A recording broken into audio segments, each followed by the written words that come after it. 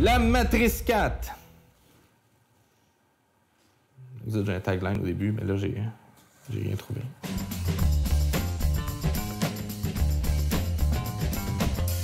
La réalisatrice Lana Wachowski perd son père et sa mère à 5 semaines d'intervalle. La Matrice 4 devient alors pour Lana une quête pour son propre deuil, mais aussi parce que Warner Bros. Ont gentiment menacé les Wachowski que s'ils ne faisaient pas la suite, quelqu'un d'autre le ferait à leur place. Mais le défi était de taille. La Matrice est considérée comme l'un des meilleurs films réalisés dans les années 90. Sous le nom de code Projet Ice Cream, le film commence sa production à San Francisco le 4 février 2020. Mais des vidéos tournées par les citoyens démontrent clairement que ça n'a rien à voir avec la crème molle, mais que c'est bel et bien le film La Matrice qui est en tournage. C'est la scène de poursuite qui dévoile aux citoyens de San Francisco le plus de détails. Et on retrouve cette scène... Non, pas là. OK, ça c'est bleu. Non, c'est pas des autos, ça. Oh, que ça ressemble au premier, ça. C'est beaucoup plus long que je pensais.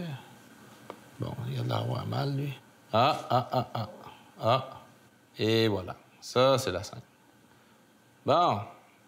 2 heures avant de voir des voitures.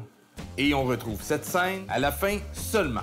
La vedette principale de cette poursuite est une Ducati Scrambler 1100 Pro, avec Trinity comme pilote. Dans une entrevue, Carrie-Anne Moss mentionne qu'il a été plus facile de faire des cascades de moto cette fois-ci. Une plateforme roulante a été spécialement aménagée pour créer la plupart des cascades en moto, quand on voit les 2 acteurs principaux. Pour les autres scènes, ce sont 2 cascadeurs expérimentés qui manipulent la Ducati. Mais ce n'est pas la première fois que Moss roule une Ducati.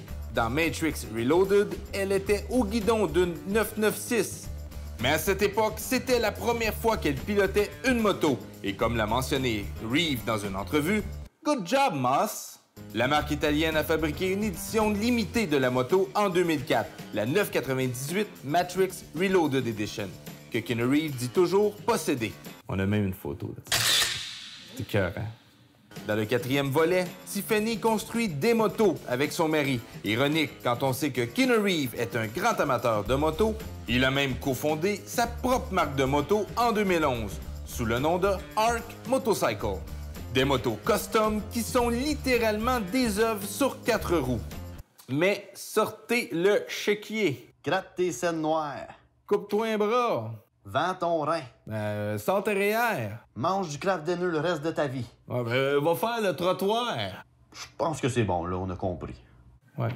Pour revenir à la seule scène de voiture du film, Mercedes a fourni à la production un G63 AMG. Question de s'évader de la matrice avec style, mais aussi avec l'absence de plaisir de conduire. Question d'avoir un bon retour sur l'investissement, Mercedes place un G63 AMG dans une grosse pilule rouge de 12 mètres devant le cinéma où se déroulait la première du film. Retournons à la poursuite. Un Ford Bronco bleu 1992 fait aussi partie de l'escapade. Ce qui me rappelle une vieille pub de l'époque qui nous démontrait 2 choix de couleurs. Bleu ou rouge. Et pour finir avec nos vedettes sur 4 roues, cette Chevrolet Camaro 1987 qui se fait défoncer par un Chevrolet Tahoe. Une photo prise sur les lieux de tournage montre les carcasses de ces derniers. Par chance, ce ne sont pas des IROC Z 5 litres. Un modèle qui se fait rare et qui devient de plus en plus en demande. Et pour le top 5, j'ai sélectionné quelques petits clins d'œil intéressants. Pour ceux qui connaissent la matrice. Numéro 5. Dans le bureau du psychologue, interprété par Neil Patrick Harris. Pas son premier rôle de docteur, lui. Tu veux dire quoi, là? Ben, Dr. Doogie.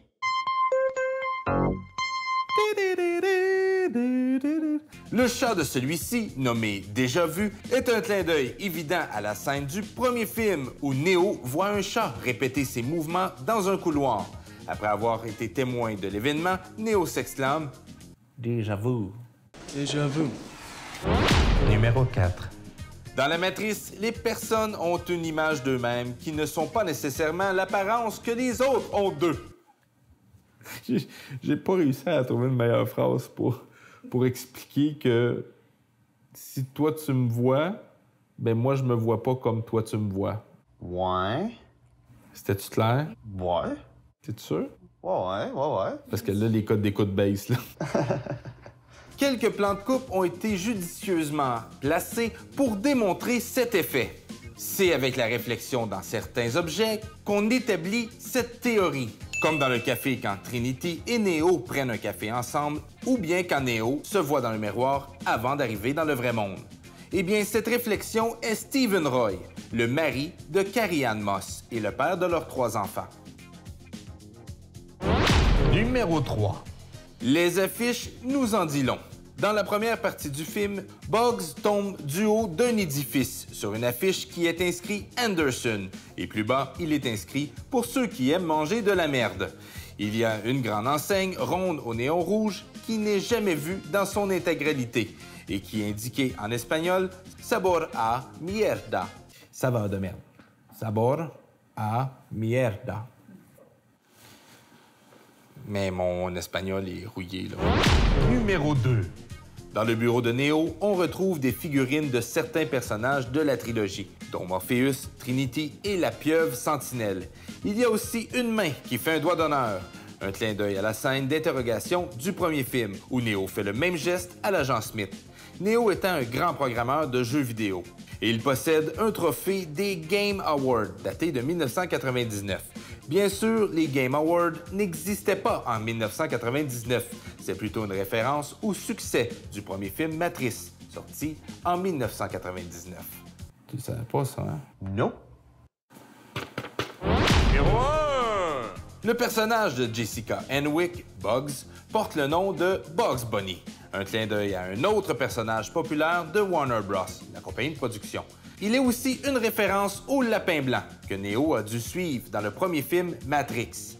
Un autre petit clin d'œil, lors du combat dans le train, l'un des personnages porte un masque décoré du code informatique vert de Matrix. Les reboots sont devenus une norme au cinéma. On a vu dans les dernières années nombre de vieux succès revenir en salle sans même changer l'histoire, ou lui donner un twist un peu plus moderne. La Matrice suit cette tendance, mais grâce à son concept de vivre dans un programme informatique, il a été facile de tricoter une histoire qui se tient. Mais l'effet de surprise n'y est plus. Reste que cette suite était attendue depuis 18 ans. Et espérons un 5e qui nous décrochera la mâchoire comme en 1999. Le film n'a pas reçu le succès escompté. Sûrement qu'ils mettent ça sur le dos de la COVID.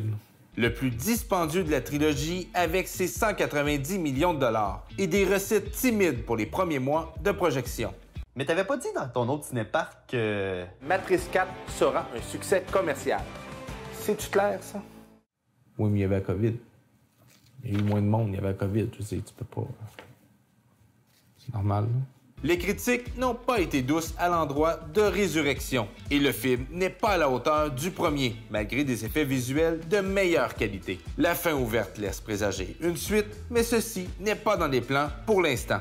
Une question demeure. À quand le prochain film qui donnera un nouveau standard à l'industrie?